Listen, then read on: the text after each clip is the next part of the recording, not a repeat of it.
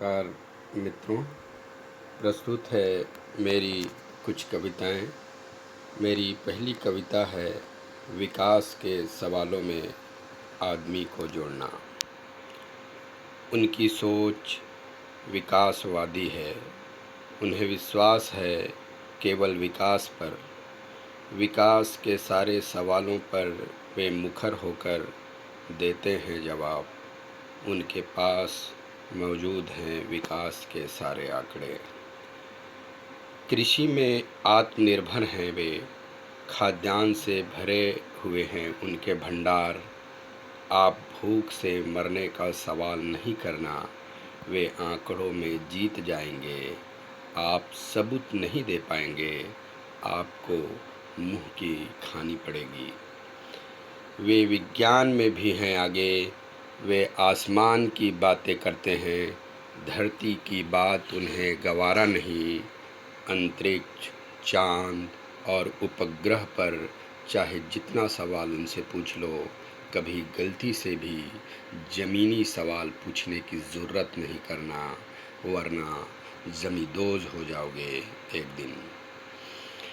उनके संचार भी बड़े तगड़े हैं, वे आपके बारे में पल पल की खबर रखते हैं। ये और बात है, बाखबर होते हुए भी बेखबर होते हैं। उनके संचार व्यवस्था पर आप सवाल करें, यह मुमकिन ही नहीं। उसने मुफ्त में बांट रखे हैं 4G नेटवर्क। खाना आपको मिले या ना मिले, खबरों से ज़रूर भरा जाएगा आपका पेट। भाई साहब, उनके पास विकास के तमाम आंकड़े हैं, आपके पास उतने तो विकास के सवाल भी नहीं हैं। गरीबी, बेकारी, भूखमरी, ये सारे सवाल पिछड़ेपन की निशानी है। उनके लिए पिछड़ेपन पर चर्चा करना, सवाल उठाना महज बेवकूफ़ी से कम नहीं। वे भला विकास को छोड़ पिछड़ों से बात करें, उनके सवाल सुने, हरगिज संभव नहीं। दरअसल उनके लिए पिछड़ों के सवाल सवाल ही नहीं होते। इसीलिए सावधान, याद रखिए, विकास के सवालों में कभी आदमी का सवाल मत करना। उनके लिए सबसे बड़ा गुनाह है विकास के सवालों में आदमी को जोड़ना। उनके लिए सबसे बड़ा गुनाह है विकास के सवालों में आदमी को जोड़ना। मेरी आज की एक दूसरी कविता है जिसका शीर्षक है आखिर गुस्ताखी हो गई। ये प्रतीकात्मक कविता है। अहम से भरा मूर्तिमान राजन ऊंचे आसन पर विराजमान था।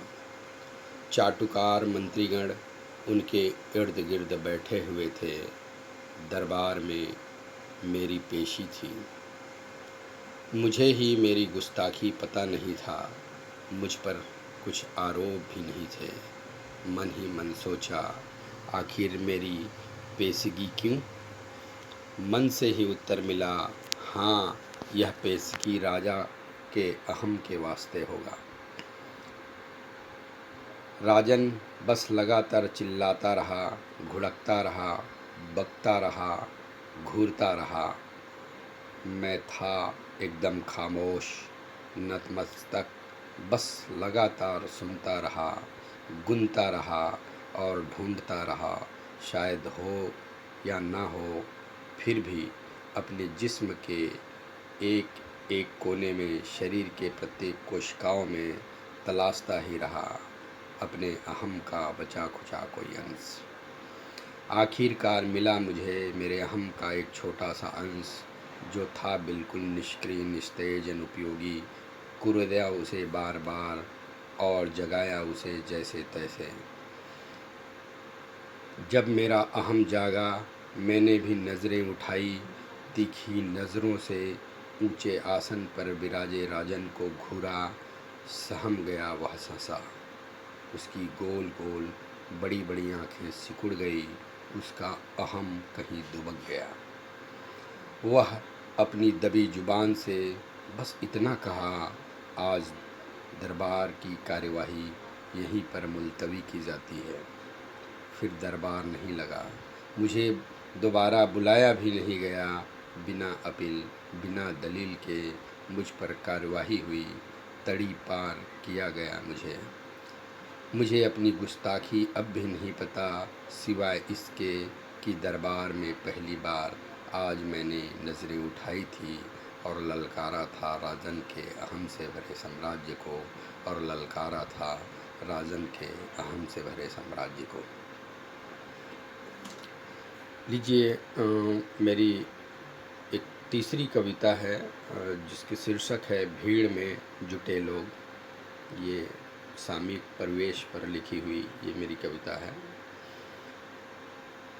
ये उन लोगों की बातें हैं जो लॉकडाउन, कर्फ्यू, धारा 144 जैसे बंदिशों से बिल्कुल बेपरवाह हैं, जो हज़ारों की तादाद में कभी आनंद विहार बस स्टैंड दिल्ली में यकायक जुट जाते हैं, तो कभी बांद्रा रेलवे स्टेशन मुंबई में अचानक इकट्ठे हो जाते हैं। ये कोई एकजुट संगठित ताकत नहीं है, किसी सोची समझी साजिश का हिस्सा भी नहीं है, इनके कोई एजेंडे या कोई ख़ास मकसद और मांग भी नहीं है।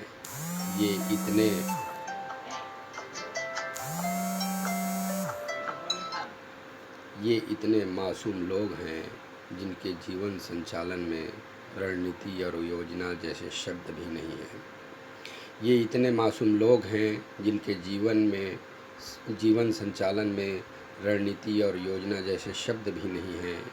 ये वो लोग हैं जिनके जीवन में संकल्प और संयम बेईमानी भरे शब्द लगते हैं। ये वो लोग हैं जिनका जीवन केवल भूख से पीछा छुड़ाने में खप जाता है और भूख कभी नहीं जाता है। ये वे लोग हैं जिनका जीवन केवल भूख से पीछा छुड़ाने में खप जाता है पर भूख कभी नहीं जाता है। ये वो लोग हैं जो सदियों से भूख की बीमारी से लड़ते आ रहे हैं। ये वो लोग हैं जिनके लिए कोरोना से ज़्यादा ज़रूरी है भूख की लड़ाई। आखिर में मेरी एक कविता है, लिखना चाहते हैं आप? क्या आप कविता लिखना चाहते हैं?